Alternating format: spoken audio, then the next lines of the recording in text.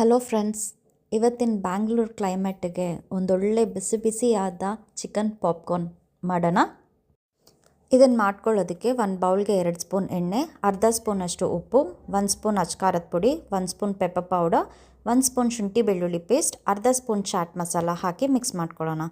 ಈಗ chicken mix ಮಾಡ್ಕೊಂಡಿರೋ ಮಸಾಲೆ ಜೊತೆ ಹಾಕಿ ಮಿಕ್ಸ್ ಮಾಡಿ 10 to 15 ಮಿನಿಟ್ಸ್ ಅದನ್ನು ಮ್ಯಾರಿನೇಟ್ ಆಗೋದಕ್ಕೆ ಬಿಡೋಣ.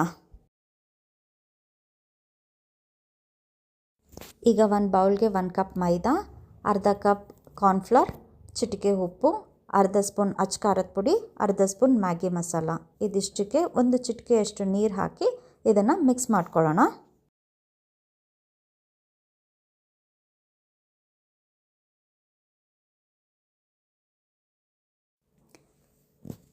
ಈಗ ಮಿಕ್ಸ್ ಮಾಡ್ಕೊಂಡಿರೋ ಹಿಟ್ಟನ್ನು ಜರಡಿ ಇಟ್ಕೊಳ್ಳೋಣ. ಜರಡಿ ಹಿಡ್ದಿರೋದು ಈ ಗಂಟುಗಳನ್ನು ಒಂದು ಸಪ್ರೇಟ್ ಬೌಲ್ಗೆ ಹಾಕ್ಕೊಳ್ಳೋಣ. ಈಗ ಮ್ಯಾರಿನೇಟ್ ಮಾಡಿರೋವಂಥ ಚಿಕನ್ನ ಹಿಟ್ಟಿನೊಂದಿಗೆ ಡಿಪ್ ಮಾಡ್ಕೋತಾ ಇದ್ದೀನಿ. ಈಗ ನಮ್ಮ ಚಿಕನ್ಗೆಲ್ಲ ಫುಲ್ ಕೋಟಿಂಗ್ ಆಗಿದೆ. ಈಗ ಒಂದು ಬಾಣಲಿಗೆ ಎಣ್ಣೆ ಇಟ್ಟು ಎಣ್ಣೆ ಕಾದ್ಮೇಲೆ ಒಂದೊಂದೇ ಚಿಕನ್ನ ಎಣ್ಣೆಯಲ್ಲಿ ಕರಿಯೋಣ. ಚಿಕನ್ನ ಮೀಡಿಯಮ್ ಫ್ಲೇಮಲ್ಲಿ ಚೆನ್ನಾಗಿ ಫ್ರೈ ಮಾಡ್ತಾ ಇದ್ದೀನಿ. ಚಿಕನ್ ಇವಾಗ ಚೆನ್ನಾಗಿ ಫ್ರೈ ಆಗಿದೆ. ನಾನಿವಾಗ ಇದನ್ನು ಪ್ಲೇಟಿಗೆ ಹಾಕೋತಾ ಇದ್ದೀನಿ. ಟೀ ಟೈಮ್ ಸ್ನ್ಯಾಕ್ಸಿಗೆ ಒಂದೊಳ್ಳೆ ಬಿಸಿ ಬಿಸಿಯಾದ ಚಿಕನ್ ಪಾಪ್ಕಾರ್ನ್ ರೆಡಿ ಆಗಿದೆ.